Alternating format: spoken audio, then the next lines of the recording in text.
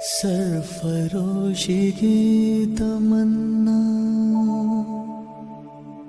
अब हमारे दिल में है।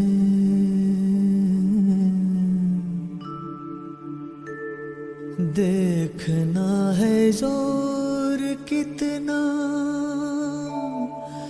बाजुए कातिल में है। नमस्कार दोस्तों, मेरा नाम है सचिन चौधरी और मैं एक बार फिर आपका स्वागत करता हूं यूपीएससी टॉक्स पे।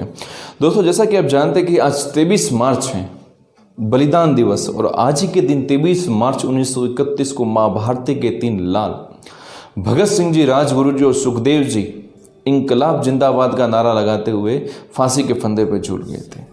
जी हाँ, इस वीडियो में आज बात करेंगे भगत सिंह जी के कुछ जीवन के बारे में। इनका जन्म 28 सितंबर 1907 को पंजाब के बंगा शहर में हुआ।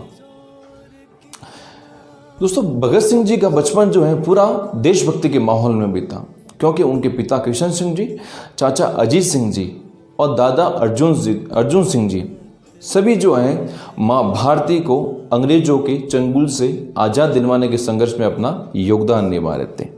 उनके चाचा अजीत सिंह जी गदर पार्टी के सदस्य थे, जो कि कई बार जो है मां भारती के लिए जेल भी जा चुके थे। उनके दादा अर्जुन सिंह जी दयानंद सरस्वती द्वारा चलाए जाने वाले आर्य समाज से समाज को सुधारने का काम कर रहे थे। तो इस प्रकार से उनका पूरा परिवार जो है एक राजनीतिक परिवार था और बचपन से ही उनके अंदर जो है राष्ट्र भावना कूट कूट के भरी हुई थी।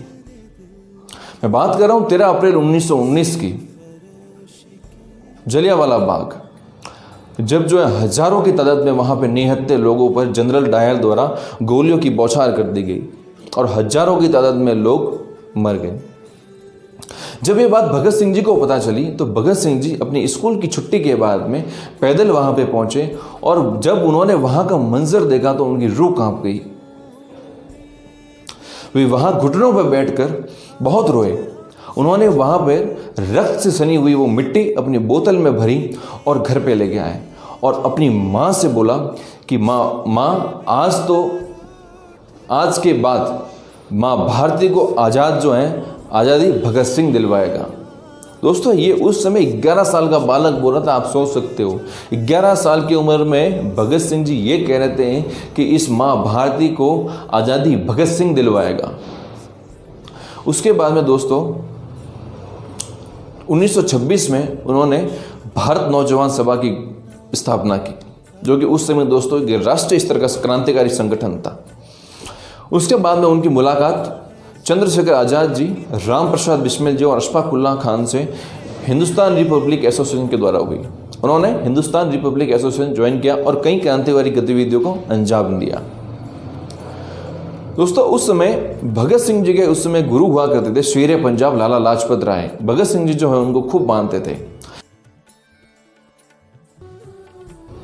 दोस्तों, 1928 में भगत सिंह जी गुरु जी शेर पंजाब लाला लाजपत राय जब साइमन कमीशन का विरोध कर रहे थे तो उनके ऊपर लाठी चार्ज किया गया।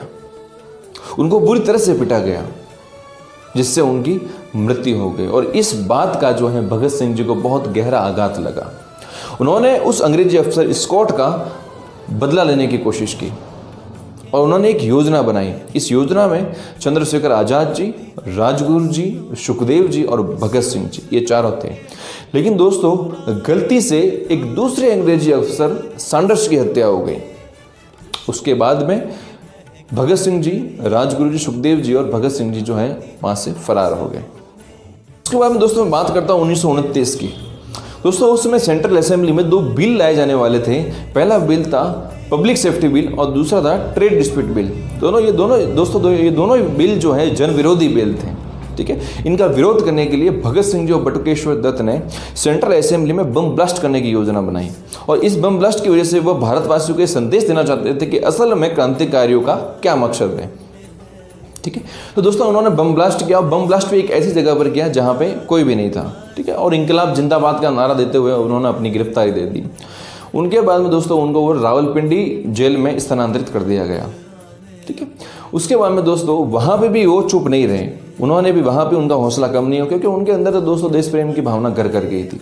उन्होंने वहाँ पर यूरोपियन कैदियों और भारतीय कैदियों के बीच में होने वाले भेदभाव का भरसक विरोध किया। उन्होंने अंग्रेज अफसरों को बताया कि क्यों यूरोपियन जो कैदी है उनको विशेष सुविधा दी जाती है, क्यों उनके लिए अच्छे खाने की व्यवस्था की जाती है, क्यों उनके लिए अच्छे कपड़ों की व्यवस्था की जाती है, क्यों उनके लिए किताबों की व्यवस्था की जाती है, क्यों उनके लिए पढ़ने के लिए अखबारों की व्यवस्था की जाती है, और यही व्यवस्था, यही फैसिलिटी जो है भारतीय कैदियों को क्यों नहीं दी जाती है, क्यों उनको अच्छा खाना मुहैया नहीं कराया जाता है, क्यों उनको ये सुविधाएं उपलब्ध नहीं करवाई जाती है। तो इसके लिए दोस्तों उन्होंने भूख हड़ताल करनी शुरू की। दोस्तों इस भूख हड़ताल को तोड़ने के लिए अंग्रेज सरकार ने क्या क्या नहीं किया। अंग्रेज सरकार ने उनके लिए खाने के व्यंजन सामने रखे, पानी के मटकों में दूध भरा गया ताकि जो है वो दूध पीकर जो है भूख हड़ताल तोड़ सके।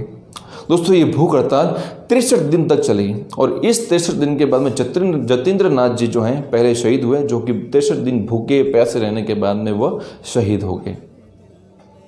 दोस्तों इसके बाद में आखिर में वह दिन आ गया जब कोर्ट का आदेश हुआ और भगत सिंह जी, राजगुरु और सुखदेव सिंह को 24 मार्च 1931 को फांसी दिए जाना तय हुआ। दोस्तों वह दिन भी आ गया, लेकिन दोस्तों अंग्रेजी सरकार को ये पता था कि अगर 24 मार्च 1931 को अगर उनको फांसी दे दी गई तो बाहर जो है एक बड़ा जन आंदोलन हो जाएगा। इसलिए इनकी फांसी 20 घंटे पहले 23 मार्च 1931 को शाम को 7 बजे दी गई। जब इनको फांसी पर देने के लिए लाया गया तो इनके आंखों में खौफ नहीं बल्कि माँ भारती के चरणों में सर्वस्व न्यौछावर करने की चमक थी, और इनकलाब जिंदाबाद का नारा लगाते हुए दोस्तों उन्होंने अपने प्राणों की आहुति दे दी। अब दोस्तों अंग्रेजी अफसर को यह पता था कि अगर इनका दाह संस्कार अगर जेल में किया गया तो इस चिता के धुएं से लोगों को बाहर पता लग जाएगा कि फांसी हो चुकी है, क्योंकि फांसी तो समय से पहले दी गई है। ठीक है, तो फिर अंग्रेजी अफसरों ने जेल की पिछली दीवार तोड़ी और वहाँ से उनकी लाशों को एक अपमानजनक तरीके से बोरे में भरा गया। उनके बॉडी पार्ट्स को काट कर एक बोरे में भरा गया और वहाँ से लेकर वो सतलज नदी के किनारे गए। वहाँ पे उन्होंने उनके कटे हुए शरीर के अवशेषों को जलाना प्रारंभ किया। लेकिन जब ये बात गांव वालों को पता लगी तो गांव वाले जैसे ही वहाँ पर भागे तो उन्होंने उन अध जले शवों को वहीं छोड़ के वो भाग गए। उसके बाद में गांव वालों ने उनका अंतिम संस्कार किया। तो दोस्तों ये थे भगत सिंह जी, राजगुरु जी और सुखदेव जी, जिनकी प्राणों की आहुति की वजह से आज हम आज़ाद बैठे हैं, जिन्होंने संघर्ष करते हुए अपना संपूर्ण जीवन जो है माँ भारती के चरणों में न्यौछावर कर दिया। मैं सचिन चौधरी आज जो है उन्हीं महापुरुषों को तहे दिल से जो है नमन करता हूँ। बहुत बहुत धन्यवाद। Thank you so much.